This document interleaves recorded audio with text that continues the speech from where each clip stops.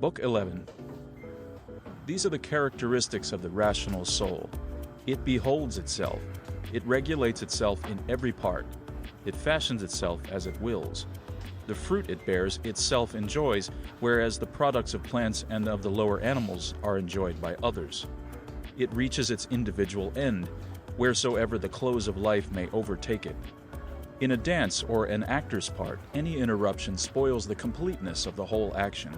Not so with the rational soul. At whatever point in its action, or wheresoever it is overtaken by death, it makes its part complete and all-sufficient, so that it can say, I have received what is mine. Also it ranges through the whole universe and the void around it, and discerns its plan. It stretches forth into limitless eternity, and grasps the periodical regeneration of all things, seeing and comprehending that those who come after us will see nothing new, and that those that went before saw no more than we have seen. Nay, a man of 40, of any tolerable understanding, has, because of the uniformity of things, seen in a manner all that has been or will be. Characteristic of the rational soul also are love to all around us, truth, modesty, and respect for itself above all other things, which is characteristic also of the general law. Thus there is no discordance between right reason and the reason of justice. You will think little of a pleasing song, a dance, or a gymnastic display if you analyze the melody into its separate notes and ask yourself regarding each, does this impress me? You will blush to own it. And so also if you analyze the dance into its single motions and postures, and if you similarly treat the gymnastic display. In general then, except as regards virtue and virtuous action, remember to recur to the constituent parts of things, and by dissecting to despise them, and transfer this practice to life as a whole. How happy is the soul that stands ready to part from the body when it must, and either to be extinguished, or to be scattered, or to survive. But let this readiness arise from individual judgment, not from mere obstinacy, as with the Christians, but deliberately, with dignity, and with no affected air of tragedy, so that others may be led to a like disposition. Have I done anything for the common good? Is not this itself my advantage? Let this thought ever be with you, and desist not. What is your art? Well-doing. And how else can this come from sound general principles regarding nature as a whole, and the constitution of man in particular? First of all, tragedy was introduced to remind us that certain events happen, and are fated to happen as they do, and to teach us that what entertains us on the stage should not grieve us on the greater stage of the world. You see that such things must be accomplished, and that even they bore them who cried aloud, O Citharon! Our dramatic poets have said some excellent things, especially the following. Me and my children, if the gods neglect, it is for some good reason. And again, vain is all anger at external things. And to reap our life like ears of ripened corn, and the like. And after tragedy came the old comedy, using a schoolmaster's freedom of speech, and employing plain language with great profit to inculcate the duty of humility. To this end, Diogenes used a method much the same. Next consider the nature of the middle comedy, and lastly, for what purpose the new was introduced, which gradually degenerated into the mere ingenuity of artificial mimicry. It is well known that some useful things were said by the new comic writers, but what useful end had they in view in all their accumulated poetry and playmaking? How manifest it is that no other course of life was more adapted to the practice of philosophy than that which is now yours. A branch cut off from its adjacent branch must necessarily be severed from the whole tree. Even so, a man parted from any fellow man has fallen away from the whole social community. Now a branch is cut off by the same external agency, but a man by his own action separates himself from his neighbor. By hatred and aversion, unaware that he has thus torn himself away from the universal polity. Yet there is always given us the good gift of Zeus, who founded the great community, whereby it is in our power to be reingrafted on our kind, and to become once more natural parts completing the whole. Yet the frequent happening of such separations makes the reunion and restoration of the separated member more and more difficult. And in general, a branch which has grown from the first upon a tree and remained a living part of it is not like one which has been cut and re-engrafted. As the gardeners would say, they are of the same growth, but of different persuasion. As those who oppose you in the path of right reason have no power to divert you from sane action, so let them not turn you away from amenity toward themselves. Be watchful alike to persist in stable judgment and action, and in meekness toward those who would hinder or otherwise molest you. It is equally weak to grow angry with them or to desist from action and submit to defeat. Both are equally deserters, he who runs away and he who refuses to stand by friend and kinsman. Nature cannot be inferior to art. The arts are but imitations of nature. If this be so, that nature, which is the most perfect and comprehensive of all, cannot be inferior to the best artistic skill. Now all arts use inferior material for higher purposes. So also then does universal nature. Hence the origin of justice, from which again the other virtues spring. Justice cannot be preserved if we are solicitous about things indifferent, if we are easily deceived, rash, and changeable. If those things, the pursuit and avoidance of which trouble you, come not to you, but as it happens you go to them, then let your judgment be at peace concerning them. They will remain motionless, and you will no more be seen pursuing or avoiding them. The sphere of the soul attains to perfect shape when it neither expands to what is without, nor contracts upon what is within, neither wrinkles nor collapses, but shines with the radiance whereby it discerns the truth of all beings, both without itself and within. Does any man condemn me? Let him look to that, and let me look to it that I be found doing or saying nothing worthy of his contempt. Does anyone hate me? That is his affair. I shall be kind and good-natured to everyone, and ready to shew his mistake to him that hates me, not in order to upbraid him or to make a show of my patience, but from genuine goodness, like Phocion, if he indeed was sincere. Your inward character should be such that the gods may see you neither angry nor repining at anything. What evil is it for you now to act according to your nature, and to accept now what is seasonable to the nature of the universe? You, a man appointed to do some service for the common good. Although they despise, yet they flatter one another. Although they desire to overtop, yet they cringe to one another. How rotten and insincere in his profession who says, I mean to deal straightforwardly with you. What are you doing, man? There is no need for such a preface. It will appear of itself. Such a profession should be written clearly on your forehead. A man's character should shine forth clearly from his eyes, as the beloved sees that he is so in the glances of those that love him. The straightforward good man should be like one of rank odor who can be recognized by the passer as soon as he approaches, whether he will or no. The ostentation of straightforwardness is the knife under the cloak. Nothing is baser than a wolf friendship. Shun it above all things. The good, straightforward, kindly man bears all of these qualities in his eyes and is not to be mistaken.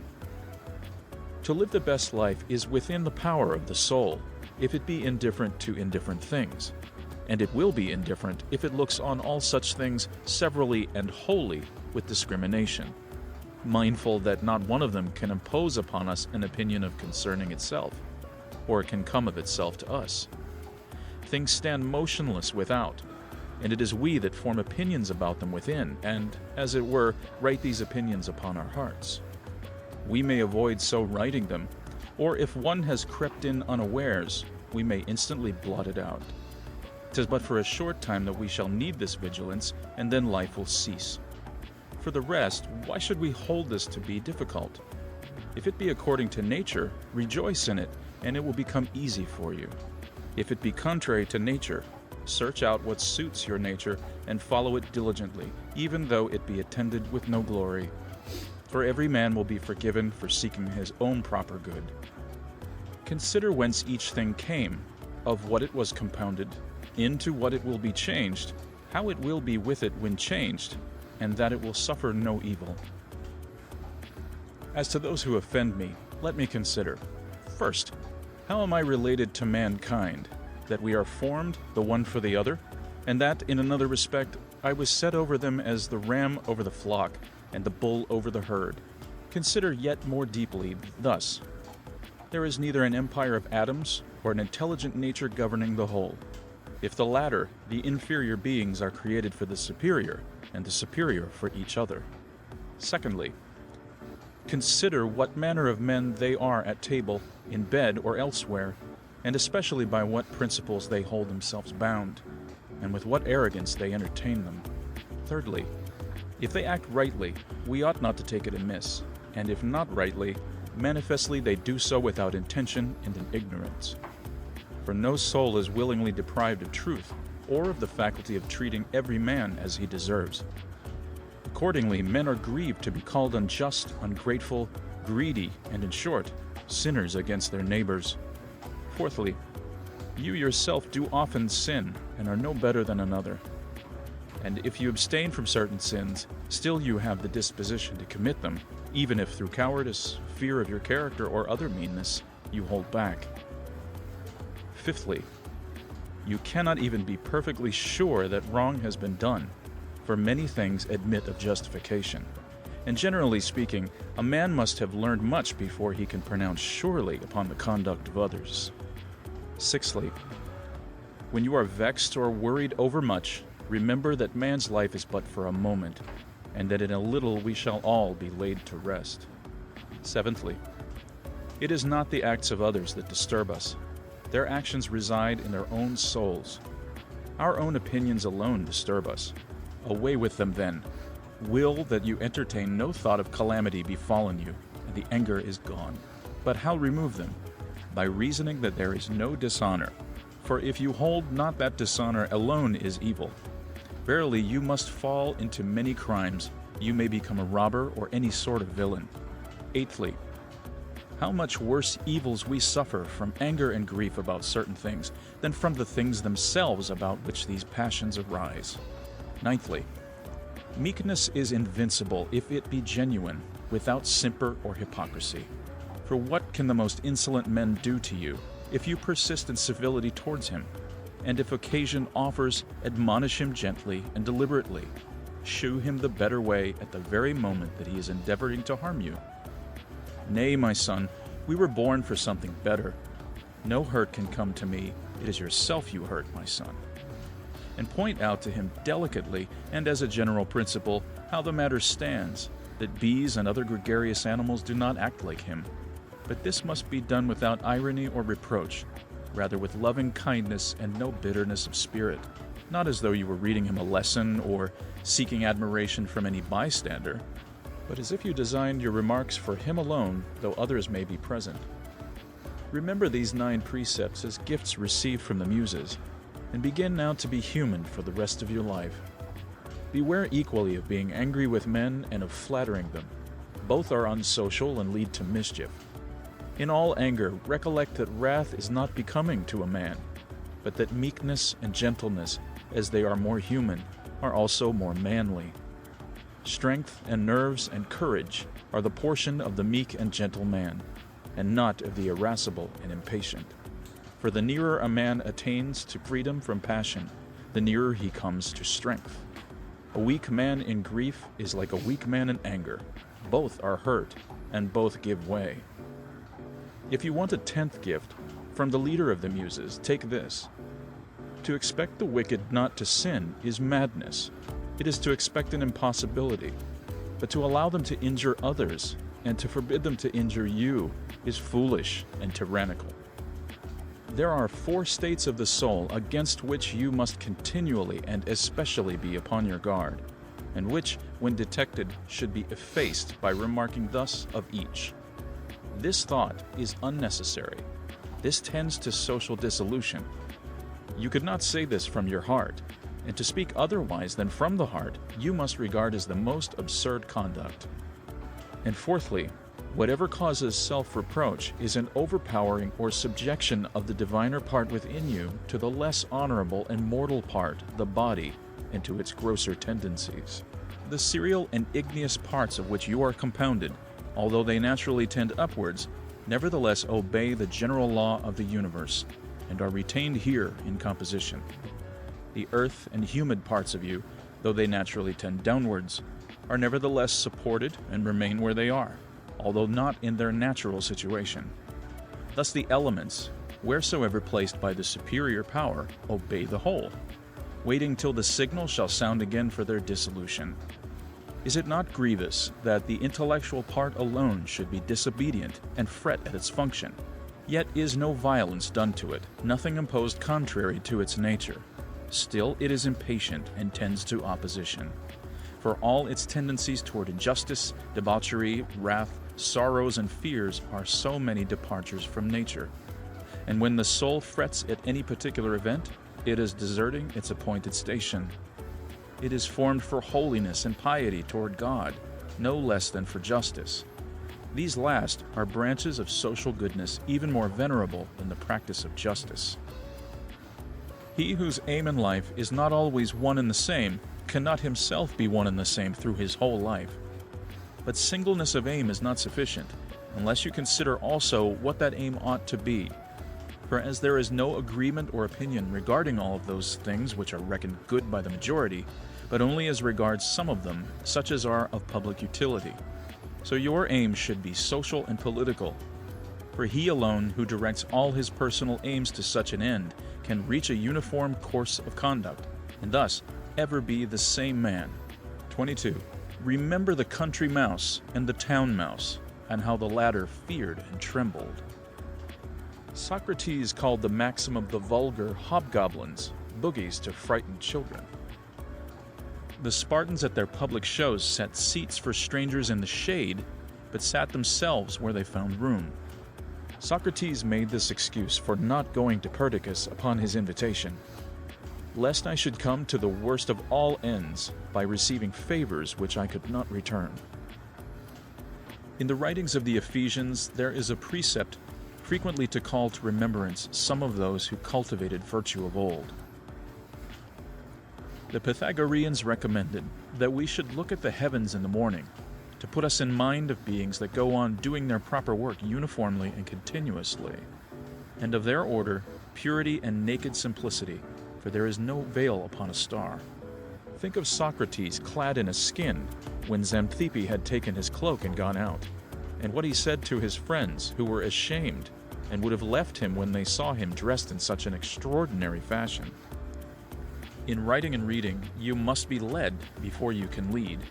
Much more is this so in life. Yourself a slave, your speech cannot be free. And my heart laughed within me. Virtue herself they blame with harshest words. To look for figs in winter is madness, and so it is to long for a child that may no longer be yours. Epictetus said that when you kiss your child, you should whisper within yourself, "Tomorrow perhaps he may die." Ill-omened words, say you. The words have no evil omen, says he, but simply indicate an act of nature. Is it evil omen to say the corn is reaped? The green grape, the ripe cluster, the dried grape are all changes, not into nothing, but into that which is not at present. No man can rob you of your liberty of action, as has been said by Epictetus. He tells us also that we must find out the true art of assenting, and in treating of our impulses, he says that we must be vigilant in restraining them, that they may act with proper reservation, with public spirit, with due sense of proportion. Also that we should refrain utterly from sensual passion, and not be restive in matters where we have no control. The contention is not about any chance matter, said he, but as to whether we are insane or sane. What do you desire, says Socrates, to have the souls of rational beings or of irrational? Rational. Rational of what kind, virtuous or vicious? Virtuous. Why then do you not seek after such souls? Because we have them already. Why then do you fight and stand at variance? End of the 11th book. Book 12. 1. All that you desire to compass by devious means is yours already, if you will but freely take it. That is to say, if you will leave behind you all that is past, commit the future to providence, and regulate the present in piety and justice. In piety, that you may love your appointed lot, for nature gave it to you, and you to it. In justice, that you may speak the truth without constraint or guile, that you may do what is lawful and proper, that you may not be hindered by the wickedness of others, or by their opinion or their talk, or by any sensation of this poor surrounding body, for the part concerned may look to that. If then, now that you are near your exit, setting behind you all other things, you will hold alone in reverence your ruling part, the spirit divine within you. If you will cease to dread the end of life, but rather fear to miss the beginning of life according to nature, you will be a man worthy of the ordered universe that produced you. You will cease to be a stranger in your own country, gaping in wonder at every daily happening, caught up by this trifle or by that. 2. God beholds all souls bare and stripped of these corporeal vessels, husk and refuse. By his intelligence alone, he touches that only which has been instilled by him and has emanated from himself. If you would but inure yourself to do the like, you would be eased of many a torment. For he who regards not the surrounding flesh will not waste his leisure in thinking about vesture, house, or fame, or other mere external furniture or accoutrement. 3. 3 parts there are of which you are compact: body, soul, intelligence. Of these, the 2 first are yours insofar as they must have your care. The third only is properly your own. And if you will cast away from yourself, that is, from your mind, all that others do or say, all that you yourself have done or said, all your fears for the future, all the uncontrollable accompaniments of the body that envelops you and of its congenital soul, and all that is whirled in the besieging vortex that races without, so that your intellectual power, made pure and set above the accidents of fate, may live its own life in freedom, just, resigned, veracious. If, I repeat, you cast out from your soul all comes of excessive attachment either to the past or to the future, then you will become, in the words of Empedocles, a faultless sphere, rejoiced in endless rest. You will study to live the only life there is to live, to wit, the present, and you will be able, till death shall come, to spend what remains of life in noble tranquillity, at peace with the spirit within.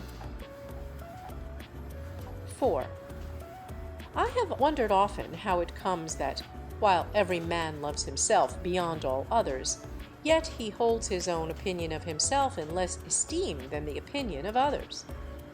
Yet, if a god or some wise teacher came and ordered a man to conceive and design nothing which he would not utter the moment it occurred to him, he would not abide the ordeal for a single day. Thus, we stand in greater awe of our neighbor's opinion of us than we do of our own. 5. How can it be that the gods, who have ordered all things well for man's advantage, overlooked one thing only, to wit, that some of the best of mankind, who have held the closest relations with things divine, and by pious works and holy ministry become intimate with the divinity, once dead, should arise no more, but be altogether extinguished? If this be truly so, be well assured that, if it ought to have been otherwise, they would have made it otherwise. Had it been right, it would have been practicable, and had it been according to nature, nature would have effected it. From its not being so, if it really be not so, be persuaded that it ought not to have been. You see that in debating this matter, you are pleading a point of justice with the gods.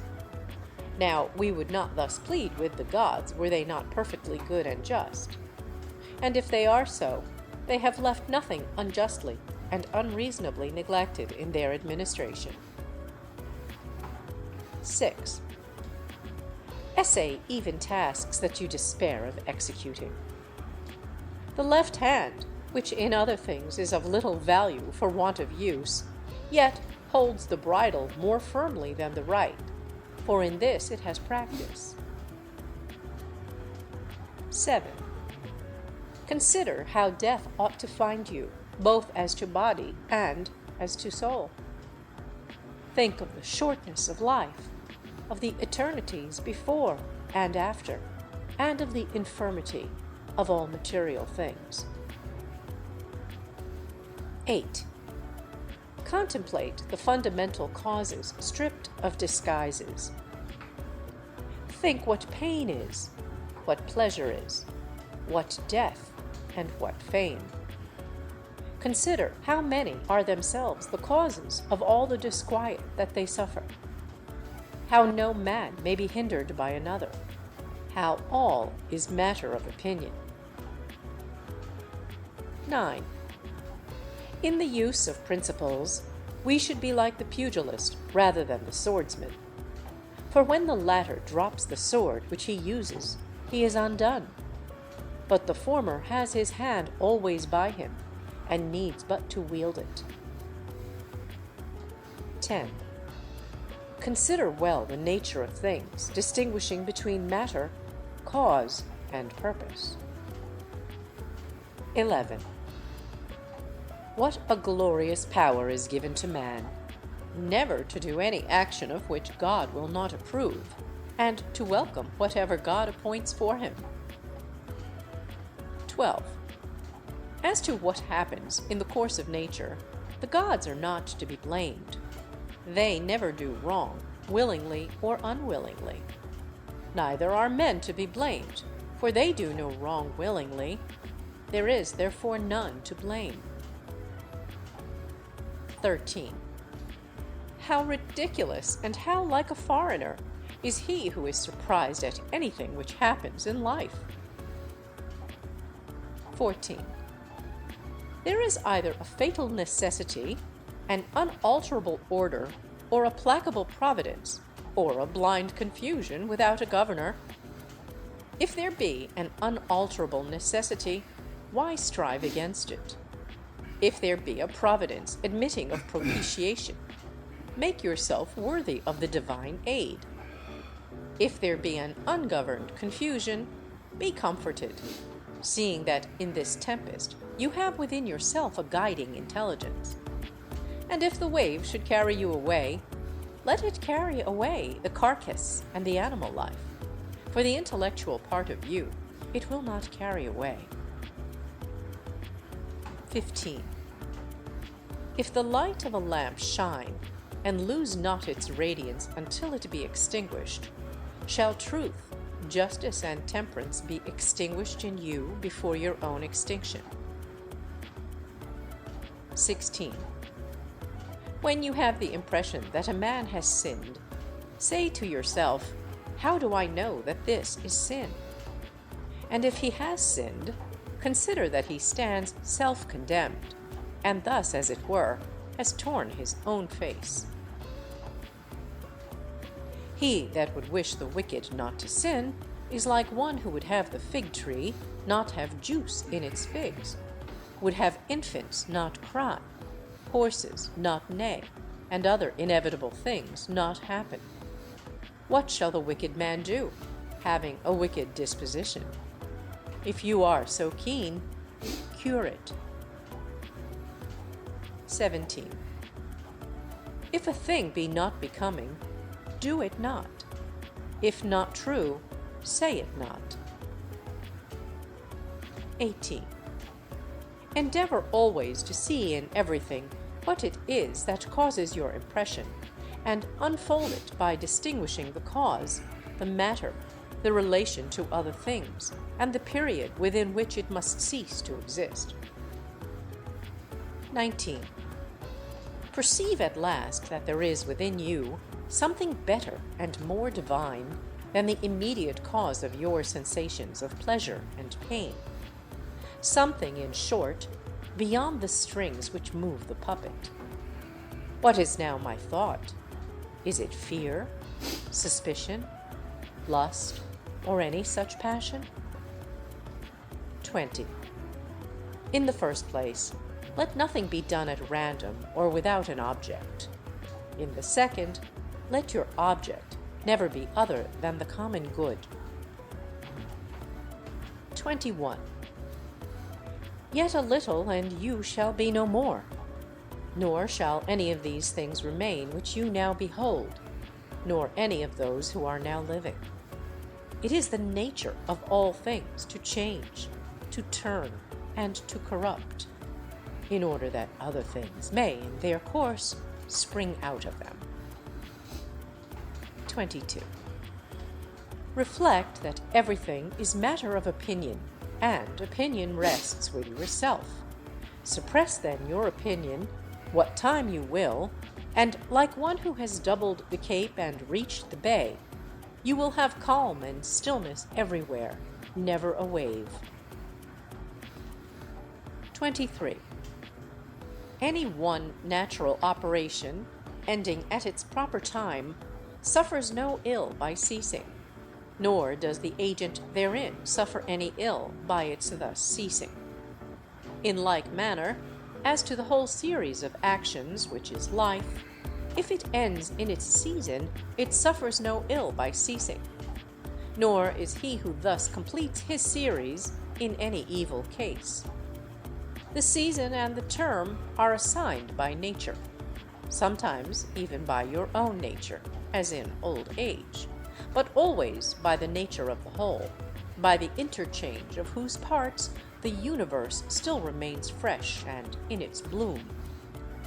Now, that is always good and seasonable which is advantageous to the nature of the whole.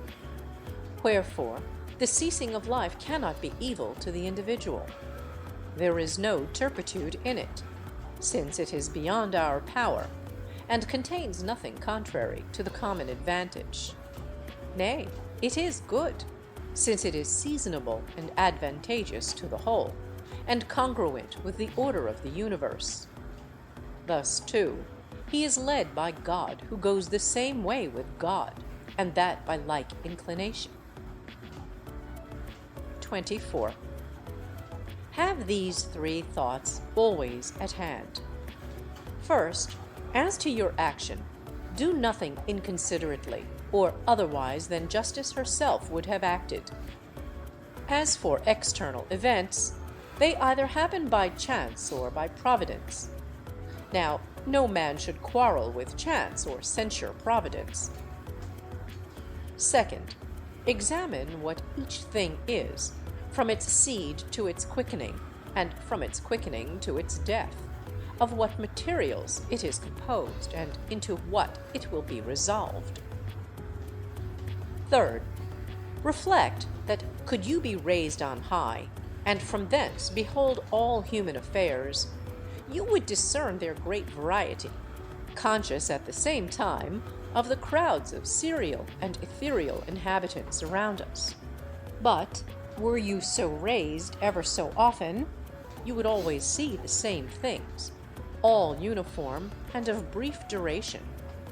Can we set our pride on such matters? 25. Cast away opinion, and you are saved. Who then hinders you from casting it away? 26. When you fret at anything, you have forgotten that all happens in accordance with the nature of the universe, and that the wrong done was another's. This, too, that whatever happens has happened, and will happen, and is now happening everywhere. You have also forgotten how great is the bond between any man and all the human race, a bond not of blood and seed, but of common intelligence. You have forgotten that the intelligence of every man is divine and an efflux from God. Also, that no man is proprietor of anything. His children, his body, his very life are given of God. You have forgotten, too, that everything is matter of opinion, and that it is the present moment only that one can live or lose. 27. Bring to frequent recollection those who have grieved about anything overmuch, those who have been preeminent in the extreme of glory or misfortune, in feuds or other circumstances of fate. Then stop and ask, where are they all now? Smoke and ashes, and an old tale, or perhaps not even a tale. Pass them all in review. Fabius Catulinus in the country, Lucius Lupus in his gardens, Stertinius at Baiae, Tiberius at Capreae, Velius Rufus, and, in fine, all eminence attended with the high regard of men.